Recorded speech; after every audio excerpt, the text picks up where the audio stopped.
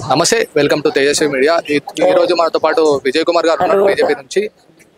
అన్న నమస్తే. అన్న అంటే మార్వాడి గో బ్యాక్ అనేది చాలా వినిపిస్తుంది. మన పార్టీలో చూసుకుంటే మాధవీలత గారు సపోర్ట్ చేస్తున్నారు, రాజాసింగ్ గారు సపోర్ట్ చేస్తున్నారు, బండి సంజయ్ గారు సపోర్ట్ చేస్తున్నారు కేంద్ర మంత్రి కూడా. దానిపైన మీ స్పందన? ఇప్పుడు వాళ్ళ పర్సనల్ స్టాండా పార్టీ స్టాండా నేను ఎట్లా చెప్తా బ్రదర్? బండి సంజయ్ గారు కేంద్ర మంత్రి హోదాలో మాట్లాడుతున్నారు అనుకుందాం. మాధవలత గారు ఏ హోదాలో మాట్లాడుతారు? రాజాసింగ్ పేరు చెప్పి పప్పం గడుపుకునే హోదాలో మాట్లాడుతుందా? చెప్పు బ్రదర్ నువ్వు. అంటే రాజాసింగ్ గిట్ట సపోర్ట్ చేస్తున్నారు కదా మాధవ్. సార్ రాజాసింగ్ గారు అక్కడ ప్రాతినిధ్యం వహిస్తున్నారు గోషామేల్కి. ఆయన ఒక ఎమ్మెల్యే, ఆ ఏరియాకి సంబంధించిన ఓటు బ్యాంక్ ఉంది ఆయనకి. ఆయన అందుబాటులో ఉండాలి ప్రజలకి. దీన్ని సద్దుమనిగేందుకు ఆయన సపోర్ట్ చేస్తున్నారు. మాధవీలత ఏ అధికారంతో సపోర్ట్ చేస్తుంది? ఆమె ఏంది రేపు రాజాసింగ్ గారు రాజీనామా చేస్తే ఆ ఏదో బీజేపీ ఆమె ఎమ్మెల్యేగా కంటెస్ట్ చేస్తుందని పబ్బం గడుకుందాం అనుకుంటుందా? రాజాసింగ్ రోజు పొద్దున్న లేసే బీజేపీ పేరు కంటే ఎక్కువ మాధవీలత రాజాసింగ్ పేరు జపం ఎక్కువ చేస్తుంది కదా. మరి రాజాసింగ్ పేరు చెప్పుకొని పబ్బం గడుపుకునే ఆమె గురించి మనం ఏం మాట్లాడతాం బ్రదర్? తెలంగాణ అస్తిత్వం గురించి మాట్లాడదాం, తెలంగాణ సంప్రదాయం గురించి మాట్లాడదాం, దాని గురించి మాట్లాడండి. అంటే ఇలా ఆమె హైదరాబాద్ కంటెస్ట్ చేసింది, ఆమెకు ఓట్లు వచ్చిన దాంట్లో మరవాడలో ఓట్లే ఉన్నాయా? తెలుగు వాళ్ళు ఓట్లు పడలేదా? వేరే వేరే కమ్యూనిటీ ఓట్లు పడలేదా? అక్కడ వేరే కమ్యూనిటీలు ఉంటలేవా? మరి వాళ్ళ ఓట్లు వద్దా? ఫ్యూచర్లో వీళ్ళ ఓట్లే కావాలి, వీళ్ళతోనే ఉంటా, వీళ్ళతోనే నిలబడతా, వాళ్ళతోనే ఉంటా అనంటే రేపు అమ్మ నేను తప్పుగా అనుకోక మాధవీలత గారు, రేపు మీకు కూడా పిల్లలు ఉన్నారు, మరి పెళ్ళిళ్ళు చేయాలి కదా. మరి మీ కమ్యూనిటీకి వెళ్ళి ఇస్తారా, వేరే కమ్యూనిటీ వెతుక్కుంటారా? ఎందుకమ్మా ఇవన్నీ?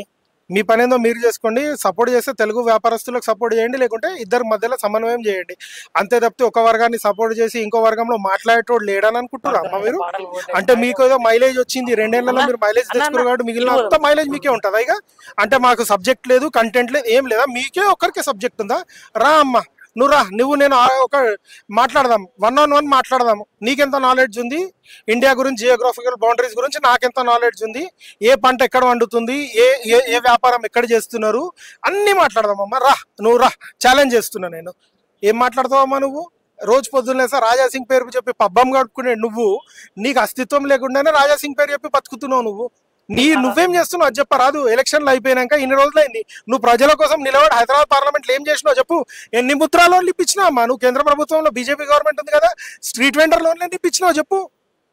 నీ హైదరాబాద్ పార్లమెంట్ ఆఫీస్ సైడ్ ఉంది, నువ్వు కంటెస్ట్ చేసినావు కదా, నీ పార్లమెంట్ ఆఫీస్ సైడ్ ఉందో చెప్పు హైదరాబాద్లో? ఎన్ని ముద్రా లోన్లు ఇప్పించినావు చెప్పు? ఎంతమంది బిజినెస్ వాళ్ళకి అందుబాటులో ఉన్నావు?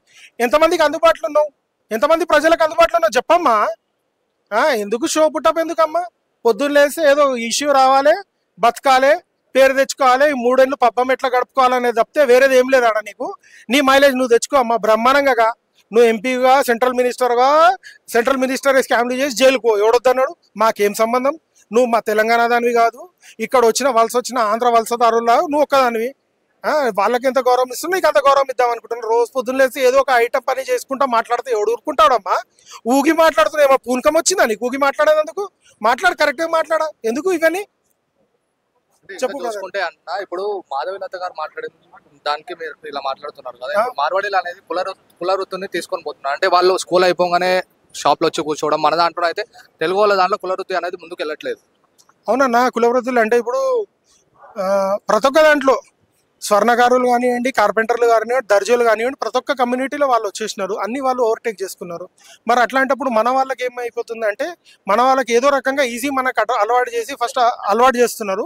ఆ ఈజీ మనకి అలవాటు అయిపోయి మన వాళ్ళు ఏదైతే ఉందో మన కులవృత్తిని మానుకొని వాడి దగ్గరికి వెళ్ళి ఓ 4 సార్లు కస్టమర్ని తీసుకెళ్తే వాడు ఏదో కమిషన్ ఇచ్చిన ఆశతోని ఇంకోసారి ఎప్పుడో వస్తాడు కస్టమర్ అని వాడి దగ్గరికి వెళ్ళి ఏదో చేయి చాపి అడుక్కునే పరిస్థితికి వెళ్ళకండి ఏ వ్యాపారస్తుడు కూడా. మీ కులవృత్తిని నమ్ముకోండి, మీ కులవృత్తితో నమ్ముకున్నందుకు మీకు 4 రూపాయలు వస్తాయి. మీరు ఆ కులవృత్తి చేసుకున్న వాళ్ళు ఎన్నో తరాల నుంచి, మీ తాతల కాటి నుంచి ఆ కులవృత్తిని నమ్ముకొని ఉన్న వాళ్ళు కాబట్టి మీరు దాన్ని నమ్ముకొని మీ జీవన ఉపాధిని కొనసాగించాలని నా విజ్ఞప్తి. ఇప్పుడు తెలంగాణ శ్యామ చూసుకోవచ్చు. అసలు తెలంగాణ శ్యామ అనేటోళ్ళు తెలంగాణ శ్యామ కాదు, అన్న తెలంగాణ శాంసం అనేది సోషల్ మీడియాలో చాలా వినిపిస్తుంది అన్న పేరు. ఇంకోటి ఏంటంటే, హిందూ సమాజాన్ని ఇప్పుడు మార్వాడీలను చూసుకుంటే గోసేవ చాలా చేస్తారు. ఆ గోసేవ లేకుండా చేస్తే బీజేపీని తెలంగాణలో లేకుండా చేయడం వల్ల హిందూ సమాజం మీద కుట్రలు జరుగుతున్నాయి అనుకుంటున్నాను. ఇప్పుడు హిందూ సమాజం మీద కుట్రలు జరిగితే ఎవరికి మైలేజ్ వస్తుందన్నా?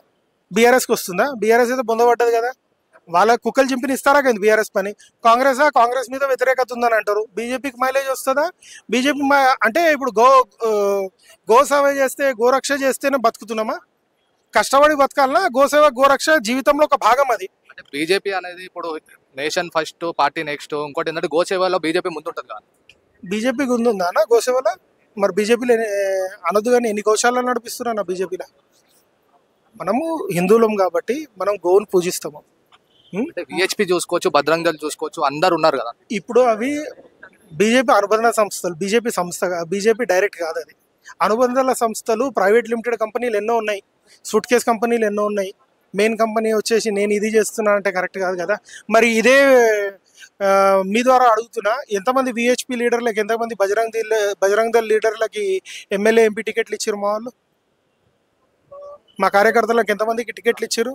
మరి ఇంకా హిందూ వాహిని, బజరంగ్ దళ్, విహెచ్పిని ఎవరు వాడుకుంటారు? మరి ఎందుకన్నా ఇవన్నీ?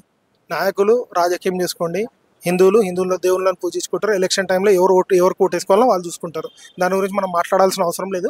ఇప్పుడు గవర్నమెంట్ ఎట్లుందో అట్లా నడుస్తుంది. కింద పడేది కాదు, కుప్ప కూలేది కాదు. రెండు, ఇటు రాష్ట్ర ప్రభుత్వము, అటు కేంద్ర ప్రభుత్వం, రెండు గట్టిగా నిలబడినాయి పునాదులతోని. ఆ గట్టి పునాదులు వాళ్ళు రెండు కూడా వాళ్ళ కంప్లీట్ టెన్యూర్ని పూర్తి చేసుకోవాలని మనస్ఫూర్తిగా కోరుకుంటున్నారు. అంటే ఇందాక బయటలో చూసుకోవచ్చు అన్న, మీరు టెక్స్టైల్ బిజినెస్ చేస్తానన్నారు. ఇప్పుడు సూరత్ నుంచి ఇంపోర్ట్ ఎక్స్పోర్ట్స్ మార్వాడీస్ నుంచి అవుతున్నాయి.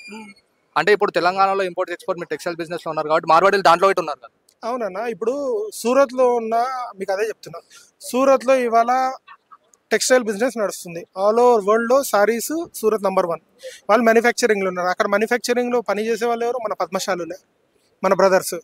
వాళ్ళు చేస్తున్నారు, వాళ్ళు వర్క్ చేస్తున్నారు. ఇక్కడ మన వాళ్ళ దగ్గరకు వచ్చి తెలంగాణలో కమ్యూనిటీ వ్యాపారం చేస్తుంది. మన వాళ్ళు జీతం తీసుకుంటున్నారు, పని చేసుకొని బతుకుతున్నారు. ఎక్కడ కూడా సూరత్లో, గుజరాత్లో తెలుగు గో బ్యాక్ అని నినాదం రాలే కదా. మరి ఇవాళ తెలంగాణలో మార్వాడి గో బ్యాక్ అనే నినాదం ఎందుకు వచ్చింది? అంటే ఒక్క మార్వాడి చేయడం వల్ల మొత్తం మార్వాడి కమ్యూనిటీని బదలాం చేయడం కరెక్ట్ కాదు. చెడపురుగు ఒకడైనా 10 ఒకడే కదా. ఒకటి చేస్తే 10 మందికి అలవాటు అవుతుంది. అహంకారం, డబ్బుతో అహంకారం వచ్చినంత విర్రవీగితనం వేరే దాంట్లో లేదు. కాబట్టి దీని గురించి ఏదైతే ఉందో ఎవరు లిమిట్స్లో ఉండి పని చేసుకుంటే బాగుంటుంది. థ్యాంక్ యూ విజయ్ అన్న.